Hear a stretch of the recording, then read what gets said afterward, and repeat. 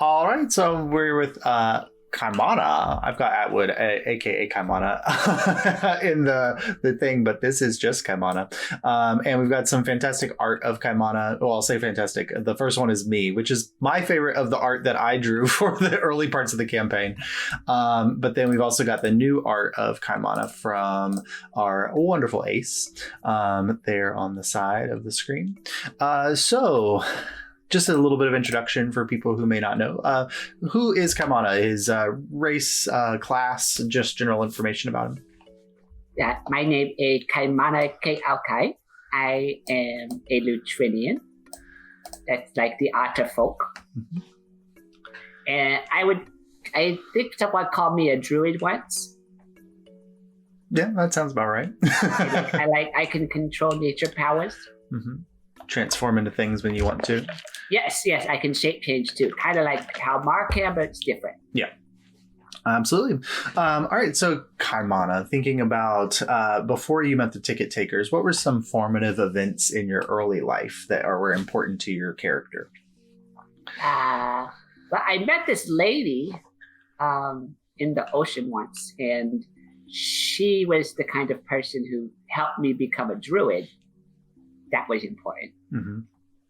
Yep. Yeah, that was a formative event. And my coming of age ceremony, that was a big one. Mm-hmm. And you're from the Vanishing Isles, which is kind of a remote area of Alyria. What made you leave home? Is that something you want to share with us now, or do you want to wait for the audience to discover that later on? Okay. Yeah. I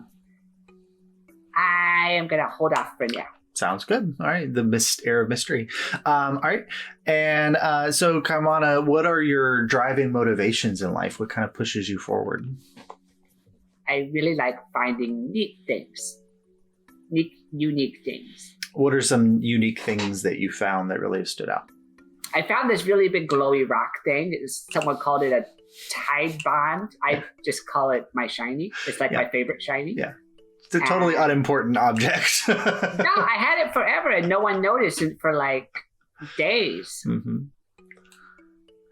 And then now they made a big deal about it when we found a second one. Yeah, now you have two. Yeah, two. There's supposed to be more. Some really mean lady said that she wanted all of them, and that's greedy. Yeah, that's true. Why does she need all the shiny rocks? I want all of them. I should have all. Yes. We'll see if the ticket takers can make that happen for you. I also like tickets. Tickets mean, or they call it like money, but some tickets get you shiny. So I like tickets by association. Nice. Now, if like shiny things and finding things is what motivates Kaimana, what holds you back? Or what are your fears? I really don't like being around people who kind of have more shiny things than they can hold. Okay. Like, if you can't touch it or have it all the time, why have it? Mm-hmm. You know, like that. Those people creep me out. Not a big fan of the rich, then. No, that's the word. No, not a fan of the rich. We share on the Vanishing Isles. Nice, good. It's very giving community there. So aside from finding shiny things, what are Kaimana's goals, and maybe how have those changed since joining the ticket takers? Well, my goal always was to find neat things. Neat things can be objects or animals or people. And I get to hang out with a bunch of really neat people all the time. Mm-hmm. They let me name us the ticket takers. It was awesome. That's true. That's where we get the Ticket Taker Club. The full title comes from Kaimana. No one says it except for me. You're the only one who says the full title? Ticket Taker Club. Yes. Yeah. You never say it. I shortened it. I apologize. You just say ticket takers. Yeah, ticket takers. Every episode you say ticket takers. I'll start every now and then throwing in the Ticket Takers Club. It's TTC. It's the Ticket Taker Club. Yeah. And you also named the airship. Yes. Something ticket this way comes. Yeah. Good. I read that in a book by a Bay Radbury. Yes, or on another one from like a well-known Otterkin author named Shakespeare or something like that, I think so. Never heard of it. Oh, okay. All right. Let's see. Oh my gosh, I can't read my own handwriting. Oh. So what are Kaimana's favorite moments that have happened since joining the Ticket Takers? Or maybe not necessarily favorite, but most significant moments for him? Or for you? Huh. Let me think. Significant moments.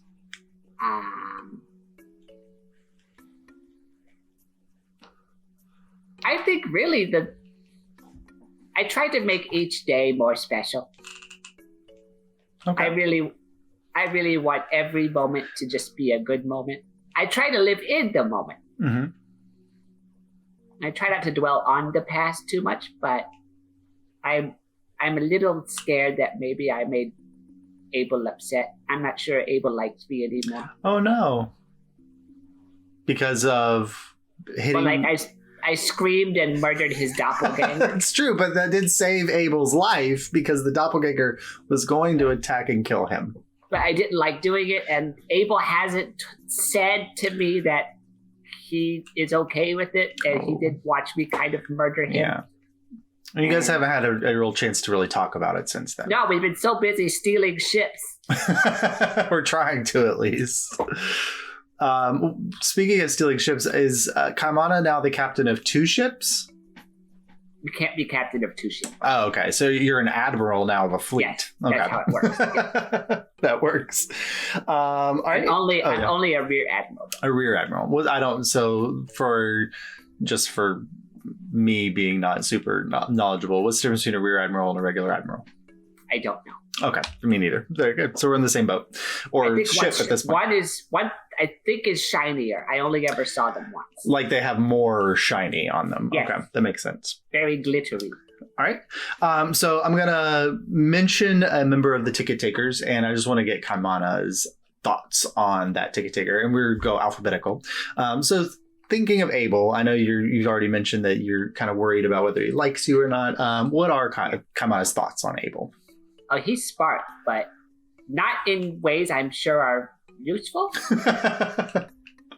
I mean, he helps a lot, but I keep thinking that maybe there was a simpler way to do it. Okay. Like, there's an easier way to crack an oyster shell? Yes. And he always got some special little tool or something like that. And it's really shiny, but they break so easy. Especially when Kaimana breaks them. I didn't do that. Okay. Yeah, you can't prove I did that. Yeah, we won't go back and watch episode 9. Figure that out. All right, alphabetically, let's see. Next up is Juridan. Juridan is... I don't know what to think of Juridan now. A lot happened recently with Juridan. Mm-hmm. You were one of the only ones to overhear what happened at the last session, too. Yes. Yeah. I am still processing that. Yeah, there's a lot to process. Hopefully, we'll see how that plays out. Yeah. Yeah, but Juridan okay. I'm going to talk about Juridan like he was Juridan before last time. Okay. Before I knew Juridan went by that other name. Okay? Okay. Juridan is like really fun and really talented and has weird songs that make you cry. That's true. They make me feel kind of bad, but in like a way I enjoy. It's weird. I've never had these feelings before. So that's a good thing for him. To experience new emotion? Yeah. Yes. Yeah. So that's what I'm trying to do, but I definitely didn't set out to do it. So Juridan's helped you grow some, but you're also a little concerned about them a little bit?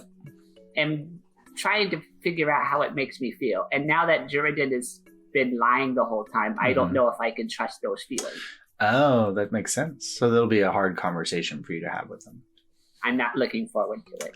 Yeah, I'm not sure they're looking forward to those conversations with anybody. It's definitely hard when you get caught lying for whatever reason those lies are happening. I try not to lie. Very truthful.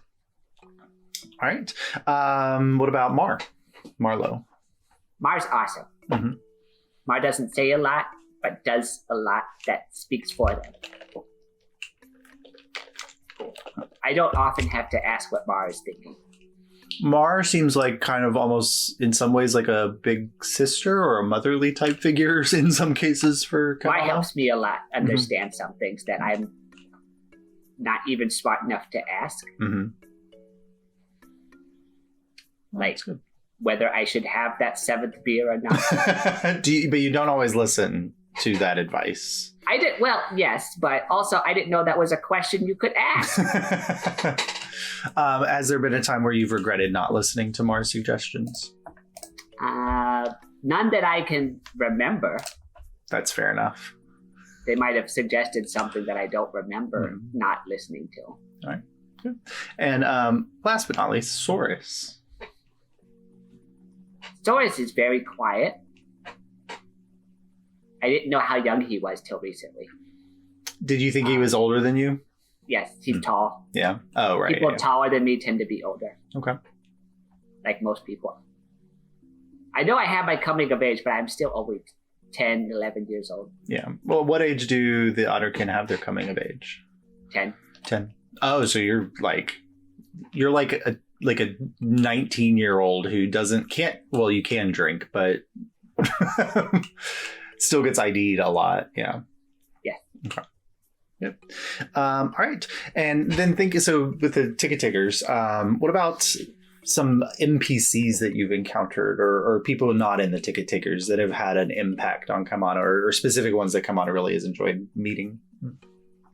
I really like the Northwick Bun Lady.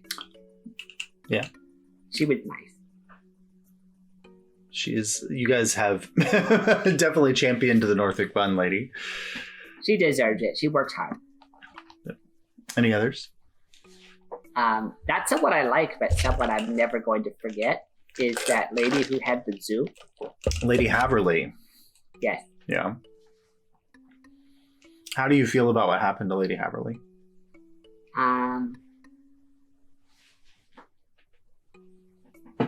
I feel like we need to take it up with her shadow feature. That's fair enough. That's a bigger question to ask. Mm-hmm. I didn't have speak with animals ready, but I would have talked with them about it after. Right. And thankfully Saurus is able to talk to him a little bit. But yes, yeah. He helped. Mm-hmm. Yep. All right. So for our quick round of questions, these are kind of like short answer, or depending on how passionate, Kaimana, you are about the answer, you can go into a longer form. What is Kaimana's favorite food? Oh. Put me on the spot. I ate a lot of poi growing up, but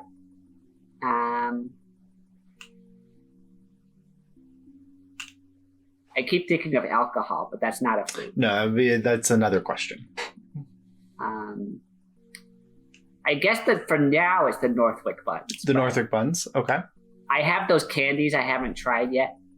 From the confectionarium, yeah. Yes. Mm-hmm. I haven't had any of those, and I'm really looking forward to it. They seem to have worked out well for Jury and Mar, so yes. Maybe they work out for you. Yeah. So speaking of drink, what is your favorite drink? The kind I don't have to pay for. Okay, just free. Whatever free is free. Okay, yes. It works. Since I have the alchemy jug, my life has improved. You are saving a lot of coin. That is true. Yes. What about Kaimana? What do you do in your free time? What are your hobbies? I like to sleep. Okay. But I also like to go explore the woods. Anytime I can find a new creature, it's fun. See something I've never seen before. Nice. Exploring's a big part of it. I really like just seeing new things. It's interesting. Some people see exploration as like a job, but you see it as a hobby. That's nice. It's a lifestyle. Yeah. What about your favorite color? Blue. Blue? Bluish green. Like your sash? Yes. Or your shield? Yeah. And then I don't even know if you ever went to formal school or if it's more like community schooling in your community, but what would be your best subject in school, Kaimana? Well, when my aunties were teaching us, I was really good at fishing. Okay. And I was good at fishing. I was good at weaving nets. But I wasn't really good at paddling the canoe. Okay. I wasn't that good at the warrior practice. I tried my best, but they were all just so much stronger. Yeah. If you didn't have the innate magical ability, do you think you would have been just a fisherman in your community? No, probably not. You need to be even stronger to be a fisherman. Oh, okay. I probably would be probably a cook. Okay. Or a farmer. Nice. And then I don't know at what age this might be something that Kaimana's looking for, but is Kaimana hoping for like romance in his life one day? I never thought about it, and I'm not really interested. Okay, that works.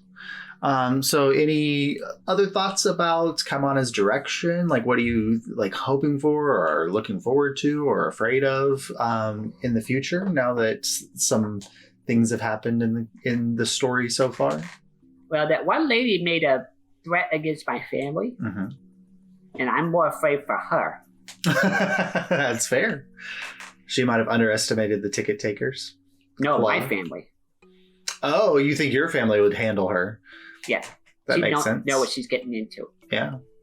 I mean, your community is still independent, even though the Tidewaters have taken a lot of the Vanishing Isles. That's true. There's a difference between being peaceful and being harmless. So she might underestimate not just what you as the ticket takers might do, but also what your family might do. When you are peaceful, you are capable of harm, but you're choosing not to. That's true. When you're harmless, you are incapable of causing harm. Mm-hmm. My people are peaceful people. Mm-hmm. But powerful. Yes. Nice. All right. Well, thank you so much, Kaimana, for coming and joining us and introducing us to any new people out there, and hopefully getting them engaged in what we're creating here. It's been so much of a pleasure playing with you in this game and helping to tell your story. Yeah. Thank you. Yeah. You're very good at it. Well, thank you so much. All right. Record again. Yeah. So with Atwood now. So let's think about the formation of Kaimana. Like, where did he originate or come from, or like in your brain, like how did he come to be? Like, I saw a documentary on Jim Henson, and Jim Henson had this breakthrough with the Muppets because he realized that the TV screen was like a perfect proscenium for puppetry. Mm-hmm. Like, it translated so well. And like, if you look at like puppetry pre-Muppets, it was like on the way out. It was studied like pretty much for a historical application. Yeah. Like the old Punch and Judy and and that's it's like, if you look at before, it's like it's Punch and Judy, there's really nothing else. It's like some kids show. Mr. Rogers really the only other person. And he was using marionettes more than puppets, I think, wasn't he? Yeah. Mm-hmm. And and his, as a loose definition, he had like paper mache face. That's true. He did. Yeah. Jim Henson had the breakthrough of like being like, oh, the TV set is like a proscenium. Mm-hmm. And then also he simplified the character design a lot. It wasn't about detail or making it lifelike anymore. You're just trying to make the most expressive puppet you can. So like totally dumbed it down. It's like felt, eyeballs, and a mouth. And so I watched in this documentary, they talk with one of the guys who worked with Jim Henson. And the thing they use to like train people is literally just two eyeballs on like a stick that you wedge between your fingers. Mm-hmm. And so you just turn your hand into a puppet just by like resting a pair of eyeballs on top of it. Yeah. And that's what they practice with. But I was like, wow, like we're going to be doing this online. Yep. Like, and now we've got this TV screen. I'm like, this is perfect for a puppet. And it was a split, 50-50 split between whether I was going to do like a cute little otter or like an absolute problem child kobold. Because I was like, how easy would it be to make a puppet? Like, because I looked at like what went into making a Muppet, and I was like, the kobold would be really easy to primitively make, like a bunch of really sharp teeth and eyes or whatever, and you can just goof around with them. But then I was like, no, the otter's really cute, and I also want to make someone that Josh is never going to try to kill like hard. Like no one in the right. It's like everybody in the group is going to fight tooth and nail to keep this little guy alive. And yeah, so he started really selfishly of like, I don't want my character to die in a dumb way. And also made druids, which are like the hardest characters to kill. Well, that was more of that. Honestly, wasn't part of it. That was me going, what is a class that it seems like no one plays? Yeah. But also like would fit to an animal. Like if you were playing an animal, what class would they be? And it's like it's druid or barbarian. Yeah. Maybe rogue. But the kobold was definitely going to be a rogue. The kobold was not going to be a druid. But and so I was like, I'm gonna make this puppet, and he's gonna be a druid. And then I was born in Hawaii, and I was like, I've got to make a little Hawaiian otter. Yeah. And I want to lean into as much of that cultural stuff as I can dig up. So I actually did a decent amount of research into like what we associate as non-traditional families. Yeah. Like Hawaiian families are really wild. And again, this is our Western perspective looking at it. But it's super interesting for the character. And he definitely got away from me. I have never played a D&D character that got away from me as much as Kaimana has. I think it's all down to the puppet. Like once I got the puppet going, it was so easy for him to just like take over and become this like little personality. And I had to stop it a little bit because it is like it's hell on your hand, especially when you don't know what you're doing making a puppet. So, I can only do it for a certain amount of time. You can tell because like Kaimana stops being vocal in some of the episodes because you just like I'm not gonna move my hand's so tired I'm just like resting him like this.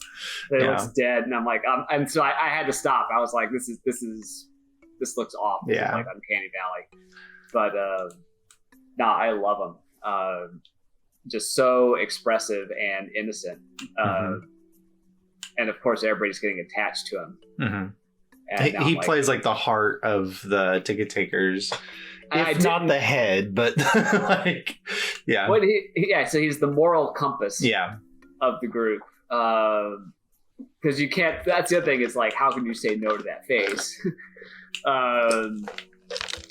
But at the same time, I'm like, that is not the character I set out to play. I was like, we're going to have some comic relief. Like, I was not setting out to be like this kind of character. Yeah. And everybody, I guess like it's equal parts mine and everybody else's fault. Like, it's that meme in The Simpsons where everybody's turning around and looking at like Bart. Where it's like, go ahead, say the line again. That's kind of what it feels like. Where it's like, oh wow, he's like Elmo. He's this little monster who's taken on this outsized personality. Yeah, it's given me a much better appreciation for like the Muppets for sure. Well, yeah, and I think like that's the magic of Jim Henson is that he made something so simple that we, well, at least our generation, definitely all connected to in a very deep and meaningful way. Yeah. He's fun. Probably some of the most fun I've ever had in D&D. Yeah. If I make another character for this role, you bet it's going to be some small critter that I can make a puppet out of. Yeah. Ever since they released the Haragons, like I want to do a one shot where I can play a Haragon because I really got into playing Twine and I love like the animal mentality, but like a little rabbit just.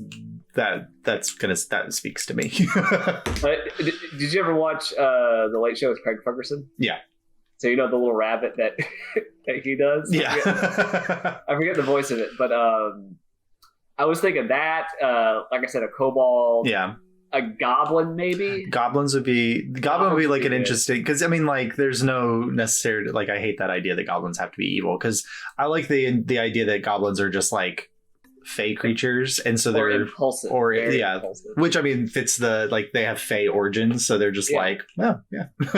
Or a kinku. A kinku would be fun, Yeah. especially if I can be running a soundboard at the same time, and I can actually play back audio that's like being actively recorded and like in the stream.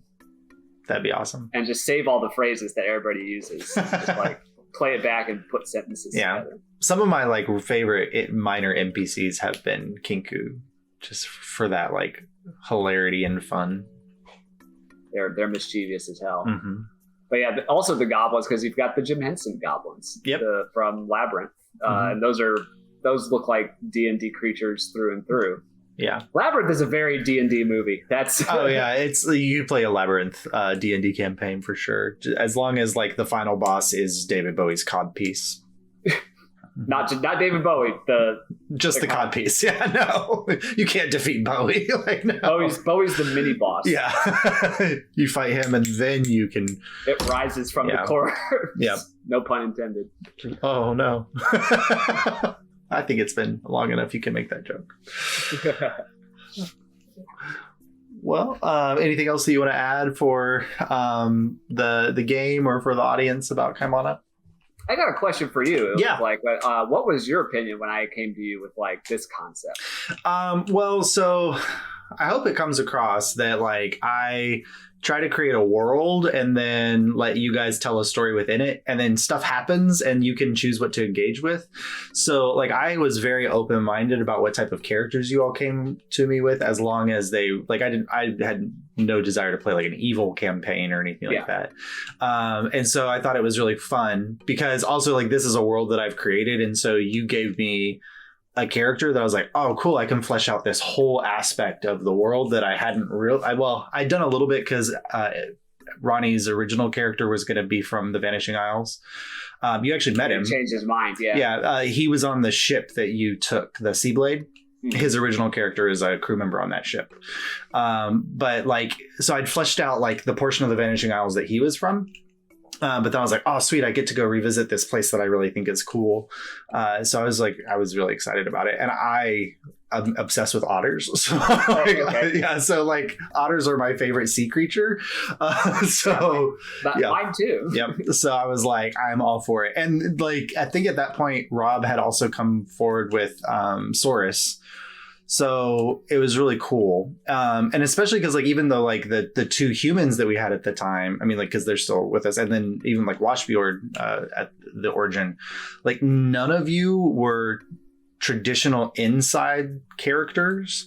And so it gave this like really cool thing of like, we're exploring this new world, but all of you are outsiders in that world. Mm-hmm. And I thought like that meshed so well. I mean, like, even though Abel is human, he's just as much of an outsider in this space as Kaimana is.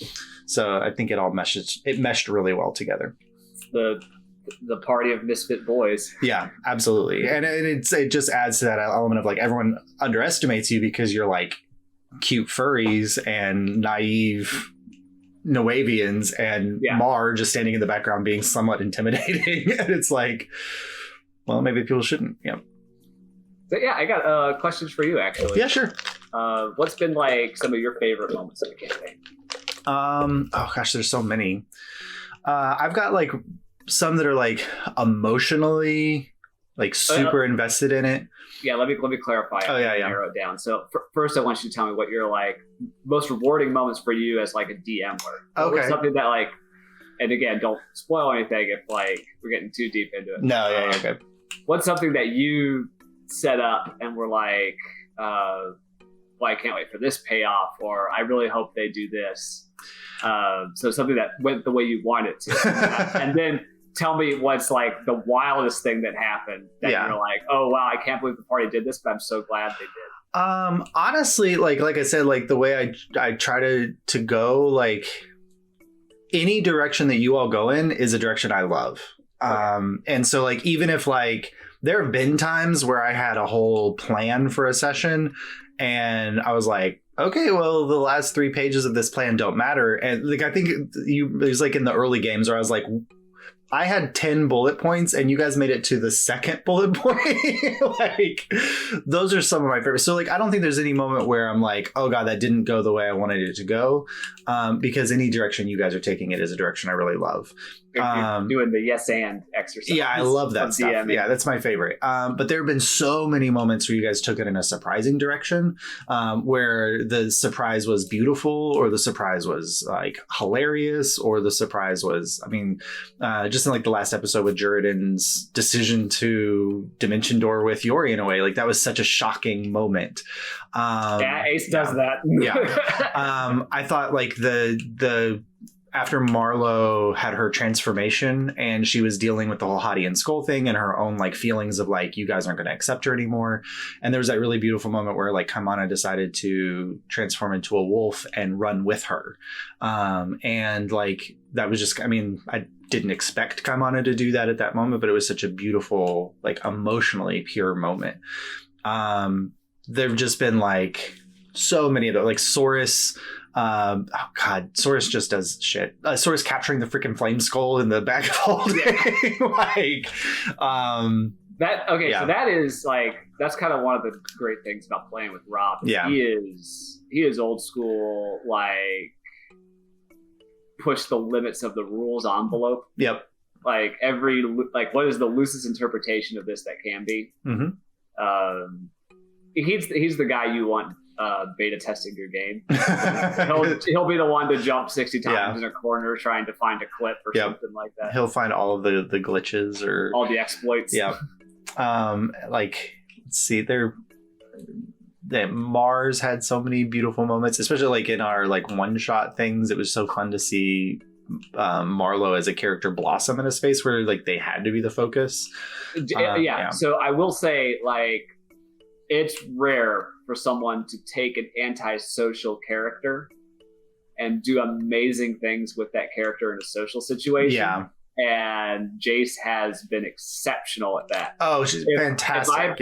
If I play an antisocial character, it's because I don't want to have social interactions. Yeah. I want to be the dark, brooding, like baby's first OC, like, you know, it's so interesting. Shadow the Hedgehog shit. Yeah. Jace chose like this, like, I'm going to be this antisocial. I don't want to be involved with people, but then gave them this backstory of like, they have so much authority and so much power. And like, they are these members of these organizations and they have to have all these interactions. And it was like, they took their type and then they almost like cast themselves opposite of type.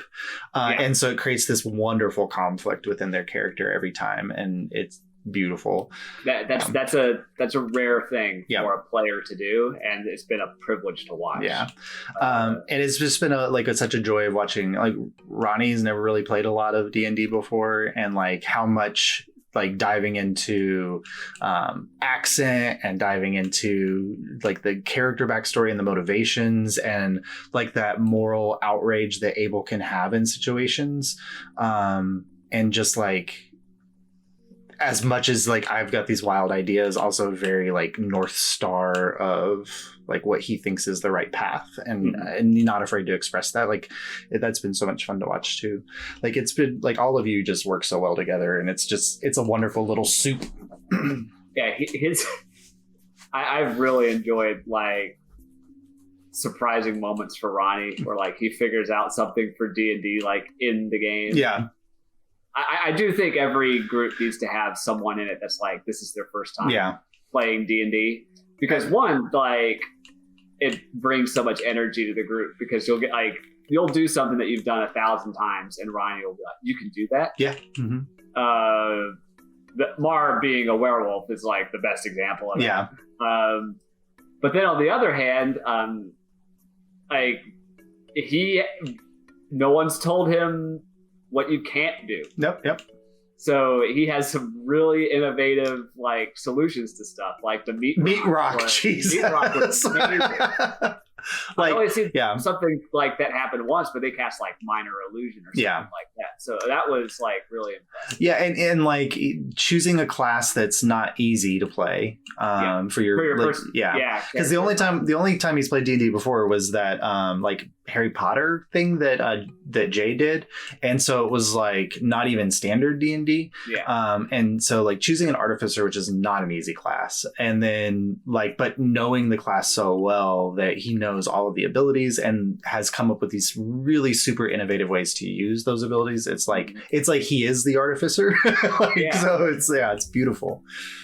I do wonder, did he take any kind of quiz where it was like, what D&D class are you? Because I'm having a tough time thinking of him being anything other than an artificer. He's obsessed with rogues. So like I said, like his first character was going to be the guy on the Seablade whose name is Ravik. He was going to be like the cabin, like the stowaway who became like the deck swabby on the thing. I think I met him. You did, yeah. He was the youngest member of the Seablade crew. He's like the deck swabby, and like the whole thing of like he was a thief, but then the captain of the crew she's a runic knight, and so she was teaching him some magic on the side, so he would ultimately multi-class into arcane trickster, and like that was kind of his path. But then that was right before Tasha's came out with the updated artificer, and then he saw that and he was like, oh, never mind. This is what we want. No, it's been fun to watch. I mean,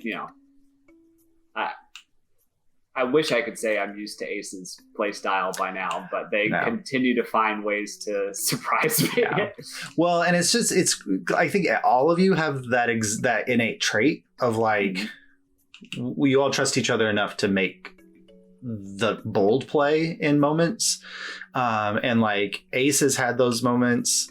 Rob has had a few of those moments. Like Jace has had several of those moments where they've made a play where it's like that conflict within their character creates this moment of like, oh, I've got to take this different path. Abel's got those. It's like you're all willing to do it, because I don't think like none of you feel like when somebody does that they're destroying a game or whatever, because this story is the game and it makes good stories. Kind of. I don't, tell me if you're getting bored of my questions. No. Yeah. So having a group of players that are theater or theater adjacent, how has that, do you think, affected the play style and the DMing? Well, so I hate DMing just standard, like the game that Rob did, the one shot, the Village of Hamlet. I personally would have despised DMing that. I loved playing it, but I would have hated DMing it because I'm not a huge fan of like that traditional style of D&D of like we're moving from one room to the next and one battle to the next, and there's constant like the battle mechanics in D&D are like my least favorite aspect of the game. I enjoy battle, but it's like my least favorite aspect. So having a bunch of theater people who are engaged in the RP process, like all of my favorites, I've loved every session, but all of my favorite sessions, like one of the first ones was literally like you guys just hanging out in a tavern for the evening, and like the Saurus getting drunk in the corner and playing his piccolo because he had this like revelation about his backstory in the previous session, and like that moment of role play, or Kaimana getting drunk and making bubbles in the bathtub, and then like the beautiful like Marlowe carrying him into bed and making sure that he was okay and safe, and then like her hitting on the barmaiden because she needed that feeling of comfort and warmth. Like all those RP moments are so much more my style of the game. And I even like to use battles as a way to encourage RP. And so to have a bunch of theater players, theater-minded players, I think it encourages that style. So it's definitely where I find myself in the most joy. And I also think there's a definite feeling that no one wants to upstage anyone else. Yeah, you are beautiful at all sharing the spotlight. Yeah. And you're not bothered when a session is really heavily Mar focused, or a session is really heavily jury focused, or whatever. Like I can tell that you're all enjoying watching each other, and so that I think like that ability to like I don't have to own every scene is also fantastic too. Yeah. That's kind of all I got. If you were gonna If you're going to do it all over again, what would you change? Oh, I don't know, because the way I planned the world is it was very adaptive. I will say that. Well, it's because like I created this world, and like I sent you guys like a little bit of like the world to just be like, this is where you can kind of house your character in the space and find elements of this you want to pull in. But like I have my documents like 300 pages of notes and ideas, and within that is a calendar of the year from when you guys started your campaign through the next year, because it's generally like how long a campaign lasts is like a year of in-game time, depending on how much like downtime or skipped time you have. And so I like have all of these like moving pieces of things that are happening everywhere, and it's just kind of like what you guys are intersecting with. And so it would be interesting to see if you had chosen like different plot threads, like if you had chosen a different first task as the Adventurers Guild, it would not have led you towards a priori. It would have led you towards the Star Speakers as like the first like, who's this weird organization? And you guys have run into the Star Speakers a few times, but it's like, and you're kind of like, who are these people? They're kind of creepy, but a priori would not have been kind of the focus. So it's interesting. And like, I know what the Star Speakers are doing in the background even now, but it's a lot of fun. Like, I think your Jorge character and the circus that he's in, having been bought out by the Star Speakers, is like, yeah. So I think I wouldn't change anything. It would be really interesting to see how your choices would have changed the path. Yeah. Good answer. Like, yeah, like I know it's not like I don't nice know. Tactful answer. Well, I don't want to sound like I don't want to like I'm tooting my own DM horn or anything, but that's my philosophy as a dungeon master is like, we are all telling a story together, and it's not my story. Like, this is my world, but it's your story in that space. And so whatever happens is what gives me the most pleasure in those moments. Yeah, that's kind of all I got. Awesome. Thank you for the questions, that one. Yeah, you're welcome. Yeah. And we play tomorrow, and it will surely be a completely, chill, laid back, not stressful session. I feel like me throwing a wyvern at you all is less stressful than what Juridan did. Juridan's going to have, I don't know what you're thinking. I do not think this next session is going to be stress-free for Juridan at all. No, Juridan is... I mean, like, Ace has messaged me like 3 times since we last played to say, like, I had a nightmare about Yorian and Jury talking about what happened. And like, you're having a nightmare about an NPC, like that just brings me joy. Like, so. And yeah, did you ever? I know we've done some with Mark. Did you ever want to do a one-off Kaimana? Yeah, I would like. I think like when they make sense in story progression, to have like a moment where if a character has to break away from a little while, to like what is it that they're doing. And so I think if there's a moment where you feel like, this is Kaimana, like the group is going off and doing something else, and Kaimana really feels like he needs to go do something, like we can absolutely do that kind of stuff. It'd be really cool. I was just thinking it might be a good thing to have like in the chamber for emergency purposes. Like, do one for everybody and then just make something up off the fly. Yeah. Like, this is why Abel wasn't here for 3 or 4 sessions. Yeah. We can do that at, like, if that's something that your character, that if you want to kind of take a break from the main campaign, or you, for story reasons, you think that makes sense, we can absolutely do that. Yeah. I was going to suggest it at the next game, but we'll burn that bridge when we cross it. All right. Yeah. But that's No, I had fun. Thanks yeah. for this. Yeah, thank you. I had fun. It's always Sorry, I was an hour late, but oh, it's okay. Well, like I was like, oh, we're gonna get food, and we drove all the way to Carolina Beach to get food. Oh my god. And so like when you were like, oh, to 8, I was like, that's fine because I still have food to eat, so that was perfectly okay for me. All right. Well, I'll see you Sunday.